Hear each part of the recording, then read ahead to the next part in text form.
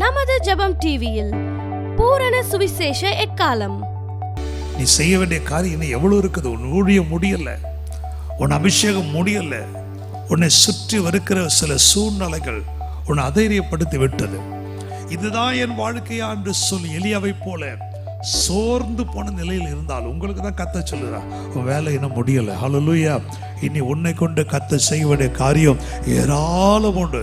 Blessing Worship Center presents Trumpet of the Full Gospel every Monday at 7:30 p.m. Don't miss it on Jebam TV. I believe today is a wonderful day. இந்த நாள் நல்ல ஒரு நாள் என்று நான் விசுவாசிக்கிறேன். Amen. Amen. There was a king who had a competition. ஒரு ராஜா ஒரு போட்டி நடத்தினார். In that competition they had a special thing, like they had a river with full of crocodiles. அந்த ராஜா நடத்தின போட்டியிலே ஒரு நதி இருந்தது. அந்த நதி முழுவதும் முதலைகளால் நிறைந்த ஒரு நதி.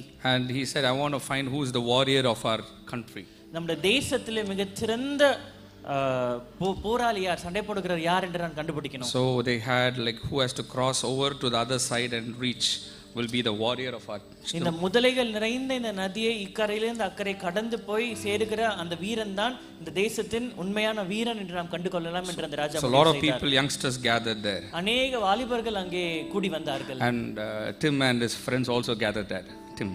டிம் என்ற ஒரு மனிதரும் ஒரு நண்பர்களும் எல்லாம் வந்து அங்கே சேர்ந்தார்கள். And they were all waiting to see like what is the instruction given. அங்கே ராஜா என்ன நிபந்தனைகளை கொடுப்பார், என்ன சொல்லுவார் என்று எல்லாம் அவளோடு காத்து கொண்டிருக்கிறார்கள். The instruction was given like 1 crore rupees would be the prize money and they will marry the king's daughter. அப்பொழுது அங்க வந்த பொழுது அந்த போட்டியினுடைய நிபந்தனைகள், போட்டியினுடைய பரிசு என்ன அறிவித்தார்கள். ஜெயிச்சா 1 கோடி ரூபாய் பரிசும் ராஜாவுடைய மகளை திருமணம் செய்யக்கூடிய வாய்ப்பையும் கொடுப்பார்கள். Before the king could stop speaking, a person jumped in and started swimming. அந்த ராஜா என்னென்ன காரியங்கள் என்று சொல்லி கொண்டிருக்கும்போது சொல்லி முடிப்பதற்கு முன்பாகவே ஒரு மனிதன் உடனே அந்த நதியில குதித்து அவன் நீந்த ஆரம்பித்தான். Everyone was clapping and encouraging him. எல்லாரும் கைகளை தட்டி அந்த மனிதனை உற்சாகப்படுத்தினார்கள். And he reached the other shore successfully. அந்த மனிதன் ஜெயமாக அந்த அடுத்த கரைக்கு போய் சேர்ந்தான். So the king called to that person and said, when there were thousands of youngsters, Tim, you are just 18-year-old boy, you jumped in and crossed the crocodile river. How did you do it? உடனே ராஜா கேட்டார், ஆயிரக்கணக்கான வாலிபர்கள் இங்க கூடி இருக்கிறாங்க, முதலைகள் நிறைந்த இந்த நதி இருக்கிறது, நான் சொல்லும் பொழுதே ஒரு 18 வயசு பையன் நீ எப்படி குதிச்சு தைரியமா உடனே அந்த பக்கம் கரை போய் கடந்த? Tim said to the king, அந்த டிம் சொன்னார், oh my king, I don't need that 1 crore rupees. ராஜா, எனக்கு அந்த 1 கோடி ரூபாய் எனக்கு தேவையில்லை. Nor do I want to marry your daughter. உங்க மகள் எல்லாம் திருமணம் செய்யணும்னு ஆசை இல்லை. But help me with one request. எனக்கு ஒரே ஒரு வேண்டுகோள் தான் இருக்கிறது. Please find out who pushed me into the river. அந்த நதியில என்ன யார் தள்ளி விட்டாங்கன்னு மாத்திரம் என்ன கண்டுபிடிங்கன்னு கேட்டார். He didn't jump, someone else pushed him and he had to reach the other shore. ராஜா பேசிக் கொண்டிருக்கும் பொழுது டிம் குதிச்சு போகல, யாரோ ஒருத்தர் அந்த டிம்மை தள்ளிவிட்ட காரணத்தினால அவன் நீந்தி எப்படியோ தப்பிச்சு அக்கறைக்கு போயிட்டான். Similarly in our life many times we see success by accident. அதே போல தான் நம்முடைய வாழ்க்கையில கூட எதர்ச்சியாய் நம்முடைய வாழ்க்கையில ஜெயங்களை நாம் சந்திக்கிறோம். That accidental success doesn't stay. ஆனால் அப்படி எதர்ச்சியாய் வருகிற ஜெயங்கள் நம்முடைய வாழ்க்கையில நிலைத்து நிற்கிறது. Today the sermon topic is seeing the invisible. இன்றைக்கு செய்தியின் தலைப்பு நம் கண்களுக்கு தெரியாதவற்றை நாம் எப்படி பார்ப்பது. In 2 Kings 3rd chapter 17th verse the Bible says, 2 ராஜாக்கள் 3ஆம் அதிகாரம் 17ஆம் வசனத்திலே நாம் வாசிக்கும் பொழுது கர்த்தருடைய வார்த்தை சொல்லுகிறது, you will see neither wind nor rain, yet the valley will be filled with water and your cattle and your animals will drink. நீ காற்றையும் காண மாட்டாய், மழையும் காண மாட்டாய், ஆனால் நீயும் உன்னோடு கூட இருக்கிற ஆடு மாடு எல்லாம் அந்த தண்ணீரை குடித்து திருப்தி அடையும் என்று சொன்னார். How you see a particular thing determines how your life will progress. எப்படி உங்களுடைய வாழ்க்கை முன்னேறி செல்லும் என்று எப்படி நாம் அதை தீர்மானிக்க முடியும்? How you see a particular thing determines how your life is going to progress. ஒரு குறிப்பிட்ட ஒரு காரியம் உங்களுடைய வாழ்க்கையில வரும்போது அது எப்படி உங்களுடைய வாழ்க்கையை தீர்மானிக்கிறது என்பதை நாம் அறிந்து கொள்ள வேண்டும். அதை நீங்கள் எப்படி பார்க்கிறீர்களோ அதுதான் உங்களுடைய முன்னேற்றத்துக்கு ஒரு ஃபவுண்டேஷனாய் கர்த்தர் மாற்றுவார். When Egyptians were following the Israel army, Israel saw that Egyptians are going to come and kill them. இஸ்ரவேல் ஜனங்கள் புறப்பட்டு போன பொழுது எகிப்தியர்கள் அவர்களை பின்தொடர்ந்து வருகிறதை பார்த்தார்கள். இஸ்ரவேல் ஜனங்கள் நினைத்தார்கள், ஐயோ எகிப்தியர்கள் வந்து நம்மை கொன்று போடுவார்கள் என்று. But Moses said, see the deliverance that the Lord has kept for you. ஆனால் மோசே அந்த இடத்திலே சொல்லுகிறார், கர்த்தர் உங்களுக்காய் வைத்திருக்கிற விடுதலையை நீங்கள் காண்பீர்கள். The sight of the way Israel people saw and the way Moses saw was different. இஸ்ரவேல் ஜனங்கள் அந்த ஒரு சூழ்நிலையை பார்த்த விதம் வேறு, அதே சூழ்நிலையை மோசே பார்த்த விதம் வேறு. The eyes is a very special thing that the Lord has given to a person. ஒரு மனிதனுக்கு கர்த்தர் கொடுத்த ஒரு விசேஷமான ஒரு காரியம் என்னவென்றால் அது நம்முடைய கண்கள் தான். If you see a person who is blind, if you go and ask him, he will tell the importance of eyesight. குருடனா இருக்கிற ஒரு மனிதனை நீங்க போய் கேட்டீங்கன்னா தெரியும் நம்முடைய பார்வை அல்லது கண்கள் எவ்வளவு முக்கியம் என்பது. When a human eyes can see things at a 5 feet distance, ஒரு மனித கண்களினாலும் 5 அடிக்கு முன்பாக இருக்கிற தூரத்துல இருக்கிற காரியங்களை பார்க்க முடியுமா? an eagle can see the same thing from 20 feet height. ஒரு கழுகோ 20 அடி தூரத்துல இருந்து அதே விஷயத்தை தெளிவாய் பார்க்க முடியும். And when you see a chameleon, ஒரு பச்சோந்தியை நீங்கள் பார்க்கும் பொழுது it is very small in size. அது சின்னதாக தான் இருக்கிறது. It scans for prey and as well as it scans for threat at the same time with its eyes. அது ஒரு இடத்துல இருக்கும் பொழுது தனக்கு ஆகாரமாய் இரையா ஏதாவது ஒரு பூச்சி ஏதாவது வருமா என்பதை பார்த்து கொண்டிருக்கும். அதே நேரத்திலே தன்னை தாக்கக்கூடிய ஏதாவது ஒரு பெரிய மிருகமா வேற ஏதாவது வருமா என்பதையும் ஒரே நேரத்தில் ரெண்டு விஷயங்களும் கவனித்துக் கொண்டுதான் இருக்கும். The power in the eyes of a chameleon is like it can see 360 degrees. அந்த பச்சோந்தனுடைய கண்களை பார்க்கும் பொழுது தன்னை சுற்றி 365 டிகிரியும் பார்க்க முடியும். And similarly if you see another fly called dragonfly, அதே போல இன்னொரு பூச்சி நாம் தும்பி நாம் பார்க்கிறோம்ல அது கூட அப்படிப்பட்ட ஒரு பார்வையுடையது. It can see even in the darkest pitch of darkness where human eyes cannot see anything, it can see bright and clearly. மனித கண்களினாலே பார்க்க முடியாத அளவுக்கு வெளிச்சமே இல்லாத இருட்டு இருந்தாலும் கூட அந்த பூச்சியானது தெளிவாக அந்த இடத்திலே பார்க்க முடியும். It can see 360 degrees around its head. தன்னை சுற்றி 360 டிகிரி சுற்றிலுமாய் முழு பக்கத்தையும் பார்க்க முடியும். When you compare your eyes to the eyes of animals and insects, நம்முடைய பார்வையை பூச்சிகளுடைய பார்வையோடு கூட அல்லது விலங்குகளோட பார்வையோடு கூட நம்ம ஒப்பிட்டு பார்க்கும் பொழுது it is 10,000 few insects have thousands of times better eyesight than what we have. நமக்கு இருக்கிற பார்வை சக்தியை விட சில பூச்சிகளுக்கு இருக்கிற பார்வை திறன் 10,000 மடங்கு அதிகமானதா இருக்கு. And some insects can see 360 degrees when we can only see to a level. நம்மால் நமக்கு முன்பா இருக்கிற நேரா இருக்கிற காரியங்கள் கொஞ்சம் இந்த பக்கம் அந்த பக்கம் பார்க்க முடியும். ஆனா அநேக பூச்சிகளை நீங்கள் எடுத்துக்கொள்வது தன்னை சுற்றி 360 டிகிரியும் பார்க்க முடியும். Why am I saying all these facts? நான் இதெல்லாம் ஏன் உங்களுக்கு சொல்லுகிறேன்? Human physical eyes has a limit. மனிதனுடைய கண்களுக்கு ஒரு கோட்பாடு இருக்கிறது, அதுல எல்லை இருக்கிறது. And the speciality that is in animals and insects eyes has no limits. ஆனால் விலங்குகளுடைய கண்களையோ பூச்சிகளுடைய கண்களையோ நீங்கள் எடுத்து பார்த்தால் அதற்கு ஒரு அளவில்லை. But what makes us higher than an insect or an animal? ஆனால் நம்மை மனிதர்களை விலங்குகளை காட்டிலும் பூச்சிகளை காட்டிலும் மேன்மையானதா எது வைக்கிறது? God has given us another pair of eyes. கர்த்தர் நமக்கு இன்னொரு கண்களை கொடுத்திருக்கிறார். That is the eyes that can see the invisible. காண முடியாத காரியங்களை காணக்கூடிய கண்களை கர்த்தர் நமக்கு கொடுத்திருக்கிறார். The first pair of eyes can have a limit. நம்முடைய மாம்சத்திலே இருக்கிற நம்முடைய கண்களுக்கு ஒரு அளவு இருக்கலாம். The second pair of eyes that the Lord has given is to see the limitless. ஆனால் கர்த்தர் கொடுத்திருக்கிற இன்னொரு கண்கள் என்னவென்றால் காண முடியாத காரியங்களை அளவில்லாத பார்வை திறன் கொண்ட ஒரு கண்களாய் இருக்கிறது. How many of you want to go deeper into this topic? எத்தனை பேர் இந்த செய்தியின் ஆழத்திலே போகணும்னு Let me just give one point and I will go to the normal message. ஒரே ஒரு பாயிண்ட் மாத்திரம் சொல்லிட்டு என்னோட செய்திக்கு நான் கடந்து போகிறேன். In Colossians 1 first chapter 16th and 17th verse the Bible says, கொலோசியர் 1ஆம் அதிகாரம் 16 17ஆம் வசனத்தில் நீங்கள் for in வாசிக்கும் him all things were created, things in heaven and on earth, visible and the invisible. ஏனா அவருக்குள்ளே பூமியிலே காணப்படுகிற எல்லாமே சிருஷ்டிக்கப்பட்டிருக்கிறது. Visible and the invisible. காணப்படுகிறவைகளும் காணப்படாதவைகளும் அவருக்குள்ளே சிருஷ்டிக்கப்பட்டிருக்கிறது. The word of God clearly says God has created the visible. கர்த்தருடைய வார்த்தை தெளிவாக சொல்லுகிறது காணக்கூடியவைகளையும். சரி, எல்லாரும் எடுத்துக்கொள்ளுங்க, அதை படிங்க அந்த வசனத்தை. இதுக்குள்ள நிறைய ஆழமான சத்தியம் இருக்கு. சொல்லுங்க, God has created the visible. நீங்க எல்லாரும் சேர்ந்து படிங்க அந்த லைன் மட்டும். காணப்படுகிறவைகளும் காணப்படாதவைகளுமான சகல வஸ்துக்களும் சிங்காசனங்களானாலும் கர்த்தத்துவங்களானாலும் துரைத்தனங்களானாலும் அதிகாரங்களானாலும் சகலமும் அவரை கொண்டும் அவருக்கென்றும் சிருஷ்டிக்கப்பட்டது. ஓகே, அதுக்கு முன்னாடி வசனம் சொல்றது he created the visible and the invisible. அதிலே அவர் அங்கே வசனம் சொல்கிறது காணப்படுகிறவைகளும் காணப்படாதவைகளையும் அவர் சிருஷ்டித்தார். சரி, இப்போ எல்லாரும் கவனிங்க. The word says he created the visible. கர்த்தருடைய வார்த்தை சொல்லுகிறது அவர் காணப்படுகிறவைகளை சிருஷ்டித்தார். நீங்க பார்க்கிற all that you see, the earth, the stars, the moon, the sun is all created by God.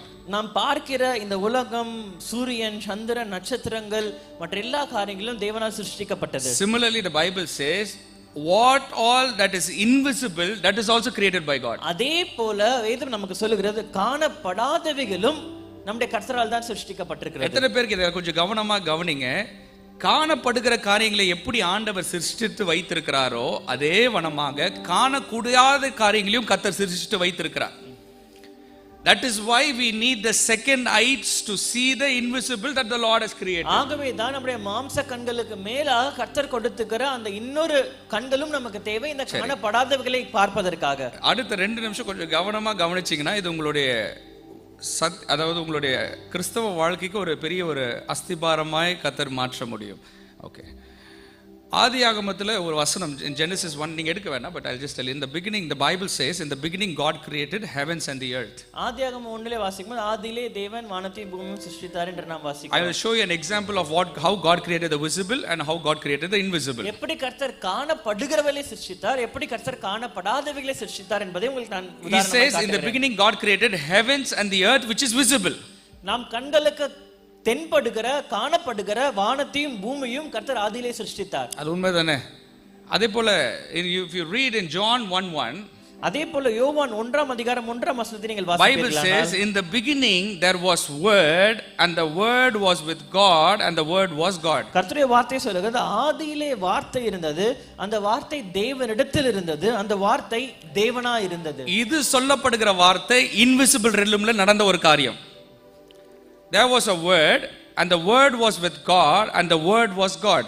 ஆதியிலே ஒரு வார்த்தை இருந்தது, அந்த வார்த்தை தேவனோடு கூட இருந்தது, அந்த வார்த்தை தேவனாய் இருந்தது. This talks about the invisible realm. So இந்த வசனம் நம்மால் காணப்படாதவைகளை குறித்து பேசப்படுகிறது. And the visible realm, the Bible says, in the beginning God created heaven and the earth. ஆதியாகமத்திலே நாம் வாசிக்கிறது தான் நம்மால் காணப்படுகிற அந்த வானத்தையும் பூமியையும் கர்த்தர் சிருஷ்டித்தார். எத்தனை பேருக்கு புரியுதுங்களா?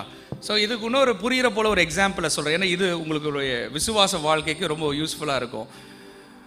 God calls Jeremiah and says, Jeremiah, I know you before you were created in your mother's womb. கர்த்தர் எரேமியாவை அழைத்து சொல்லுகிறார், எரேமியாவே உன் தாயின் கர்ப்பத்தில் நீ உருவாகும் முன்னே உன்னை நான் தெரிந்து கொண்டேன். But Jeremiah is born many years later. ஆனால் எத்தனையோ ஆண்டுகள் கழித்து தான் எரேமியா பிறக்கிறார். Jeremiah's time in this world started when he was born. எரேமியாவோட காலம் இந்த பூமியிலே அவர் பிறந்த பொழுது தான் ஆரம்பித்தது.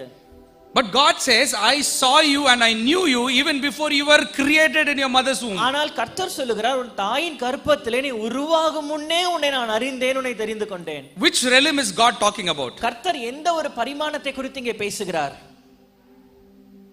புரியுதுங்களான்னு தெரியல. எரேமியா இது நல்லா தெளிவா புரிஞ்சுங்க, ரொம்ப லகுவா சொல்றேன். எரேமியாவை பார்த்து கர்த்தர் சொல்வார், நீ தாயின் கருவுல உருவாக்குறதுக்கு முன்பாகவே நான் என்ன பண்ணேன், உனக்கு தெரிந்து கொண்டேன். எரேமியா பிறக்கவே இல்லையே, எப்படி ஆண்டவர் தெரிந்து கொண்டார்? It was in the invisible realm. அது காணப்படாத ஒரு பரிமாணத்துல இருந்தது. The visible realm of Jeremiah started when he was born. எரேமியாவுடைய காணப்படுகிற வாழ்க்கையோ காணப்படுகிற அந்த வாழ்க்கையின் பரிமாணமோ எரேமியா இந்த பூமியில பிறந்த பொழுது ஆரம்பித்தது. நம்ம அதான் சொன்ன, கொஞ்சம் ஆழமா போனா வசனத்துடைய அந்த சத்தியத்தை நீங்க அழகா புரிஞ்சு கொண்டீங்கன்னா உங்க விசுவாச வாழ்க்கைக்கு அது சரி உங்களுக்கு புரியுற போல சொல்றேன். Once a man is born, the 24 hours time in his life starts. ஒரு மனிதன் பிறந்த உடனே தான் அந்த மனிதனுடைய வாழ்க்கையில அந்த 24 மணி நேரமான அந்த கால சுழற்சி ஆரம்பிக்கிறது. In the invisible realm there is no time zone. ஆனா காணப்படாத அந்த பரிமாணத்திலே நேரமும் காலமும் இல்லை. In the visible realm there is time and zone. காணப்படுகிற இந்த உலகத்திலே நேரம் காலம் அந்த மணி நேரங்களுக்கான சுழற்சி இருக்கிறது. சரி, அப்படி புரியுற போல சொன்னா, ஒரு மனுஷன் பிறந்த உடனே அவனோட நேரம் தொடங்குறது, அவன் மரிச்சு போன உடனே அவன் நேரம் முடிஞ்சிருது. இது ரெண்டுத்துக்கும் நடுவில் நடக்கிற ஒரே விஷயம் என்னன்னா, the consciousness that he is alive. இதற்கு இடையில இருக்கிற காரியம் அவன் உயிரோடு இருக்கிறான் என்ற அந்த உணர்ச்சி தான். அந்த உணர்ச்சி எப்போ தொடங்கும்னா, அந்த 24 மணி நேரம் அவன் பிறந்ததுக்கு பின்பாக தொடங்கும், அவன் மரிச்சதுக்கு பின்பாக அந்த உணர்ச்சி அவனை விட்டு போயிடும். ஆனா இன்விசிபிள் ரெல்லம்ல ஏதோ ஒன்று நடந்து கொண்டிருக்கு. இன்றைக்கு செய்தி உங்களுடைய விசுவாசத்தை கட்டி எழுப்பும்படியாக இது மாறட்டும். ஆமென். வசனம் சொல்லுங்க. இதோட நான் இந்த ஆழமா போகாம நான் நார்மலாவே நான் ப்ரீச் பண்றேன். Okay, the visible realm and the invisible realm will play a bigger role in our day to day lives. இந்த காணப்படுகிற பரிமாணமும் காணப்படாத ஒரு பரிமாணமும் நம்முடைய தினந்தோற வாழ்க்கையில அநேக காரியங்களை தீர்மானிக்கிறதா இருக்கிறது. The invisible realm determines what happens in our visible realm. நம்முடைய வாழ்க்கையிலே காணப்படாத பரிமாணம் தான் காணப்படுகிற பரிமாணத்திலே என்ன நடக்க வேண்டும் என்பதை தீர்மானிக்கிறது. God lives in the invisible realm and we live in the visible realm. கர்த்தர் காணப்படாத ஒரு பரிமாணத்திலே வாசம் பண்ணுகிறார், நாமோ காணப்படுகிற பரிமாணத்திலே வாசம் பண்ணுகிறோம். That is why we are not able to touch him physically. ஆகவேதான் நம்மால் கர்த்தரை சரீர பிரகாரமாக அல்லது மாம்ச பிரகாரமாக அவரை தொட முடியவில்லை. You know where God lives? In the invisible realm. அந்த காணப்படாத பரிமாணத்திலே கர்த்தர் எங்கே வாசம் பண்ணுகிறார் தெரியுமா? There are 4 places God lives. கர்த்தர் வாசம் பண்ணுகிற 4 இடங்கள் இருக்கிறது. God lives in Logos. கர்த்தர் லோகோஸ்ல இருக்கிறார். In the beginning there was word. ஆதியிலே வார்த்தை இருந்தது. The word is nothing but logos. அந்த வார்த்தை என்பது லோகோஸ் என்ற ஒரு காரியம். He lives in light. அந்த அவர் ஒளியிலே வாசம் பண்ணுகிறார். He lives in the spirit. He is a spirit. அவர் ஆவியா இருக்கிறபடியினாலே அவர் ஆவியிலே வாசம் பண்ணுகிறார். He is visible in the love.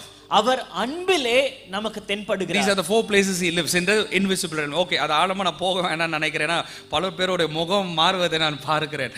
Okay, when you learn this visible and this invisible realm, இந்த காணப்படுகிற பரிமாணத்தையும் காணப்படாத பரிமாணங்களை குறித்து நீங்கள் புரிந்து கொள்ளும் பொழுது your life of Christian walk will change. உங்களுடைய கிறிஸ்தவ வாழ்க்கை கர்த்தரோடு கூட நடக்கிற நடை மாறும். What you look outside is temporary. நீங்கள் வெளியிலே பார்க்கிற இந்த காணப்படுகிற காரியங்கள் எல்லாம் அநித்தியமானது. What you look in the invisible realm is eternal. நீங்கள் காணப்படாத அந்த பரிமாணத்திலே பார்க்கிற காரியங்கள் தான் நித்தியமானது. If for example if there is sickness in your body, உதாரணத்திற்கு உங்களுடைய சரீரத்திலே ஒரு பலவீனம் அல்லது வியாதி இருக்குமானால், if your inner eyes is open, உங்களுடைய உள்ளான கண்கள் திறந்திருக்கும் பொழுது you will not see the sickness but you will see the healing. உங்களுக்குள்ளே இருக்கிற வியாதியை பலவீனத்தை நீங்கள் பார்க்க மாட்டீர்கள், அந்த உள்ளான கண்களினாலே அந்த பலவீனத்திற்கான சுகத்தை நீங்கள் பார்ப்பீர்கள். ஓகே, இப்போ நான் கேக்குறேன், உங்களுடைய கண்கள் உள்ளான கண்கள் திறந்திருக்கா இல்லனா உலக பிரகாரமான கண்கள் மட்டும் திறந்திருக்கான்றதை செக் பண்ணுவோம். ஒரு வியாதி வரும்போது உடனே உங்களுக்கு அந்த வியாதி தான் கண்ணுக்கு தெரியுதுன்னா உங்களுக்கு என்ன கண்ணு திறந்திருக்கு? உலக பிரகாரமான கண்ணு. ஆனா வியாதிகள் வரும்போது என்னுடைய வியாதிகளை கர்த்தர் சிலுவையில் சுகத்தை தந்திருக்கிறார் என்று நீங்கள் சுகத்தை பார்க்க ஆரம்பிக்கும் போது that is the invisible realm. Amen. You know there was a great prayer that Paul prayed for the church. சபைக்காக Pavul ஜெபித்த ஒரு மிக வல்லமையான ஒரு ஜெபம் ஒன்று இருக்கிறது. He prayed in Ephesians. எபேசியர் எழுதின நிருபத்திலே he prays for the Ephesian church. எபேசு பட்டணத்திலே இருக்கிற சபைக்காக பவுல் ஜெபிக்கிறார். Okay, I will come there later. அதற்கு நான் பிறகு வருகிறேன். It's a deeper subject. Okay,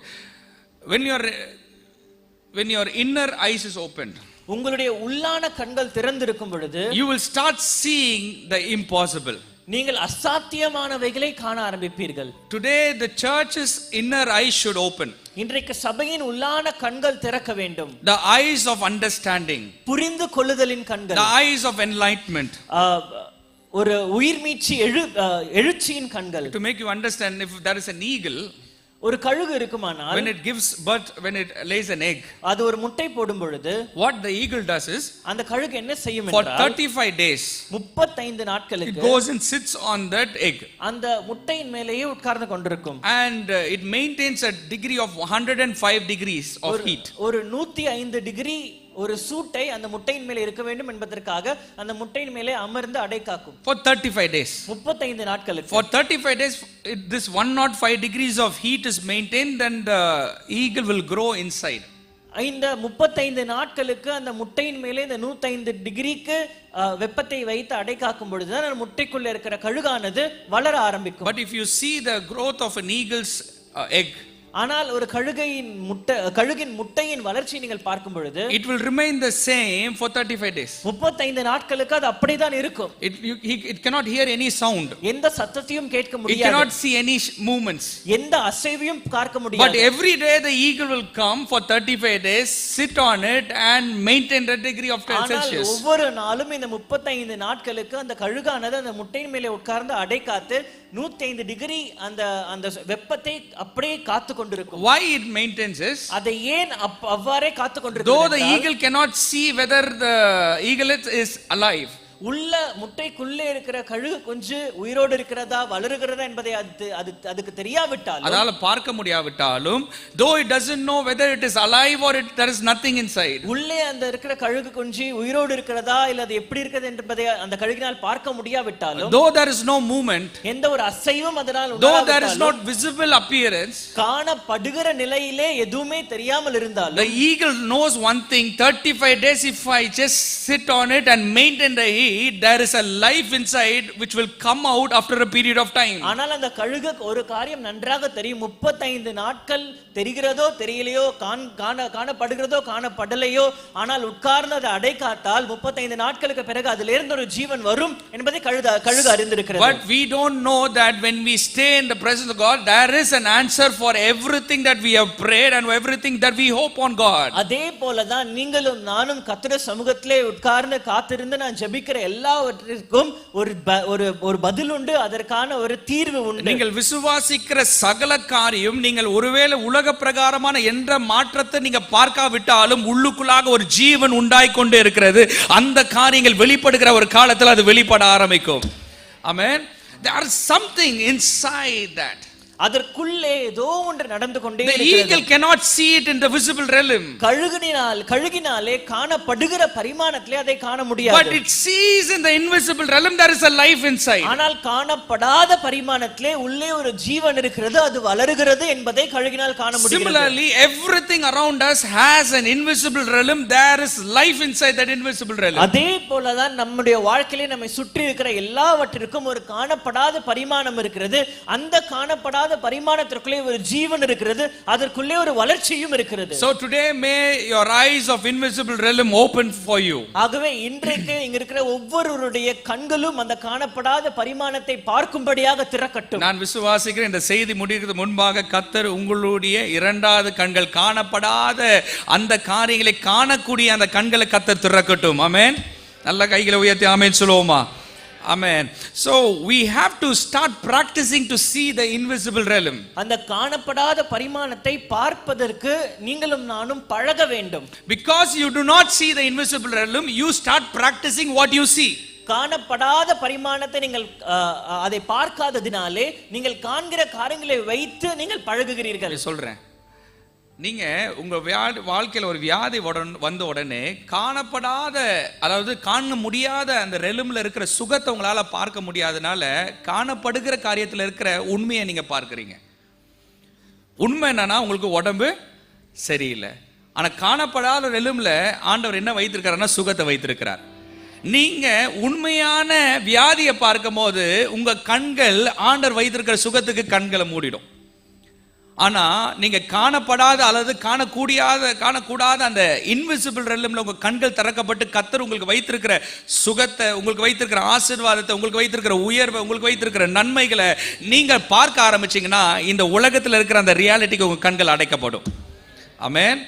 இதுதான் வசனத்தில் இருந்த எல்லா பெரிய பெரிய சாதித்தவர்கள் செய்த ஒரு காரியம். அவர்கள் உலக பிரகாரமான பார்வைகளை அடைத்து விட்டு காண முடியாத அந்த ரெல்லும்ல அவங்க பார்வைகளை திறந்தார்கள்.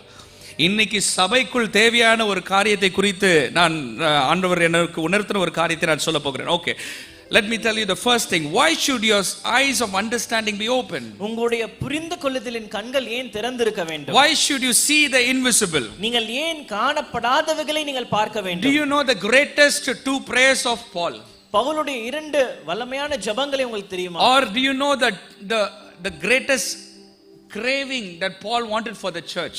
சபையை குறித்து பவுலுக்கு இருந்த மிகப்பெரிய வாஞ்சை என்னவென்று உங்களுக்கு தெரியுமா? If you go to the book of Ephesians, எபேசியருக்கு எழுதின நிருபத்தை நீங்கள் திருப்பிக் கொண்டால், I think 17 to 20th verse, first chapter, முதலாம் அதிகாரம். எல்லாரும் எடுத்துக்கொள்ளுங்க அந்த வசனத்தை. நான் ஒரு 15 நிமிடத்துக்குள்ள நான் முடிச்சிடுவேன்.